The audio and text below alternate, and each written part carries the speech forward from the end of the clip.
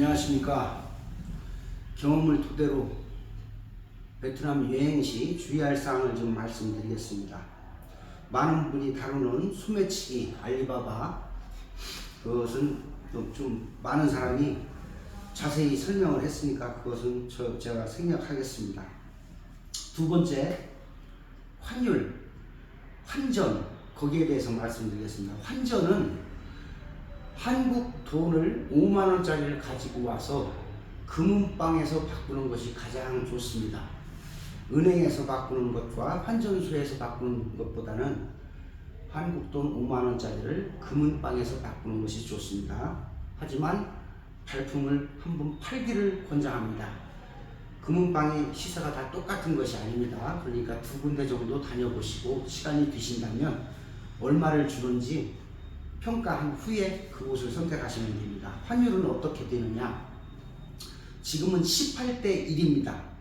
플러스 마이너스 좀 덜 받을 때 있고 좀 더 받을 때 있습니다. 한국돈 5만원짜리를 기준으로 한국돈 만원이 베트남 돈 18만 동이 됩니다. 베트남 돈을 한국돈으로 환산을 하게 되면 18로 나누면 됩니다. 플러스 마이너스 한 0.2에서 0.3% 오차는 있습니다. 자, 그리고 또 많은 분들이 자유여행을 오시면 오토바이 렌트를 하거나 자가용 렌트를 하시는데 아주 위험천만합니다. 저는 그것을 권하지 않습니다. 대신에 결론을 말씀드리면 지역마다 좀 공식화되어 있고 안전한 택시가 있습니다. 이 하이폰 같은 경우는 그랩 택시 한두 가지가 더 있는데 대표적인 게 그랩 택시입니다. 그것을 이용하면 내가 있는 곳에서 목적지까지 예상 금액을 알 수가 있습니다. 어플을 설치하신 후에 호출을 하는 거 어렵지 않습니다. 그거를 권하고, 혼자 왔을 때는 그보다도 더 저렴하게 이용을 할 수 있는 수단이 있습니다. 그것은 바로 그랩 오토바이를 이용하는 것입니다. 그러면은 그랩 택시의 3분의 1 정도 금액, 그 정도면 충분히 이용하실 수 있습니다. 자, 그러면 오토바이나 차를 렌트하지 말라는 이유를 말씀드리겠습니다. 왜 그러냐? 이 나라는 교통 체계가 한국과 매우 다릅니다. 직진, 좌회전 신호를 동시에 줍니다. 하지만 맞은편도 동시에 줍니다. 이것이 사람을 어렵게 합니다.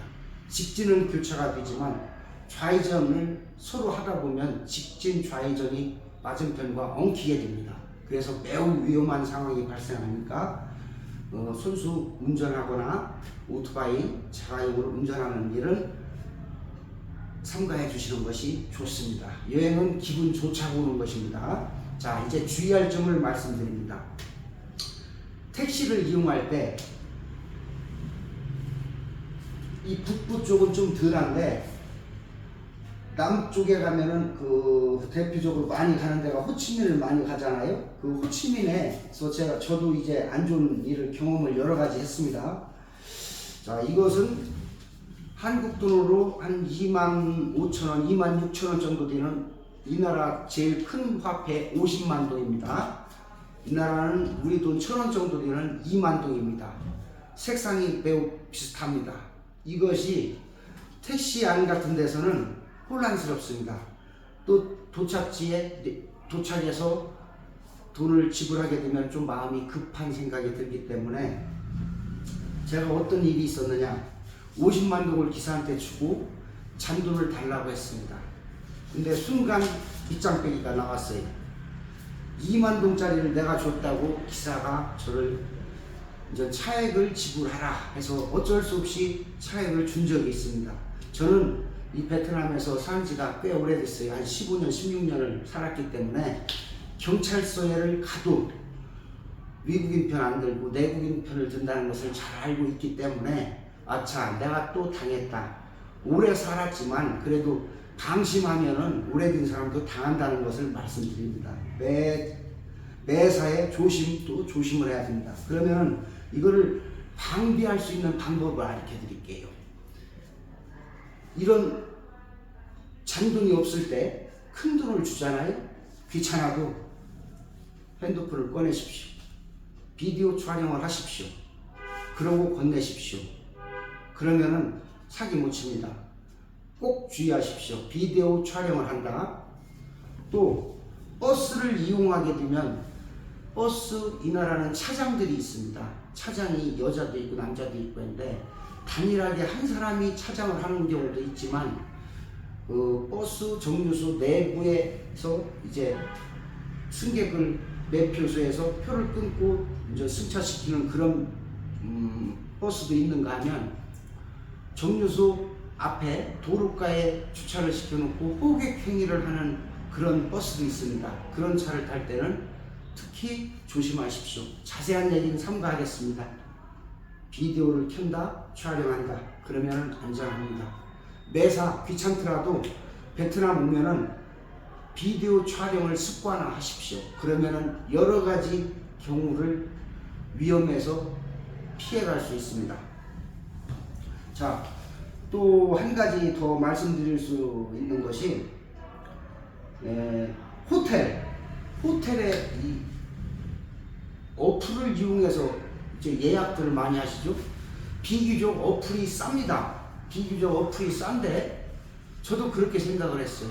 근데 그것은 가격을 깎을 줄 모르는 사람한테 어플이 가격이 싼 겁니다. 왜 그러냐? 영업이 좀 잘 안 되는 그 호텔 같은 데서 그 어플사하고 제휴를 맺고 뭐 수수료 몇 프로에 그걸 맺었을 거 아니에요? 그렇기 때문에 저 같은 경우 왜 이 말씀을 드리느냐? 제가 하노이에 갔을 때 얘기입니다. 뭐 이제 지인이 어플 이용하면 싸다 해서 저도 그걸 한번 이용을 했는데 가서 호텔 방을 보니 창문이 없는 거예요. 그래서 이거 답답하잖아요. 창문이 없는 방에서 자려면. 그래서 직원한테 창문이 있는 방이 있느냐 했더니 있다 하는 거예요. 근데 왜 그걸 안 주느냐 했더니 어플을 이용한 방은 이것이다 이 얘기를 해요. 그래서 제가 순간 생각을 했죠. 그러면은 내가 선결제를 하지 않았으니 이걸 취소하겠다. 되느냐 했더니 된다 이거예요. 그래서 취소하고 그러고서 또 다른 방을 봤죠. 창문이 있는 방. 그 금액을 제가 얼마냐 했어요. 근데 어플을 이용했던 그 가격하고 똑같더라 이거죠. 그러면 결론은 내가 수수료를 그 어플사에 주지를 않았기 때문에 뭐 굳이 깎지 않아도 창문이 있는 방을 제가 이용할 수 있는 그런 상황이 되더라 이거죠.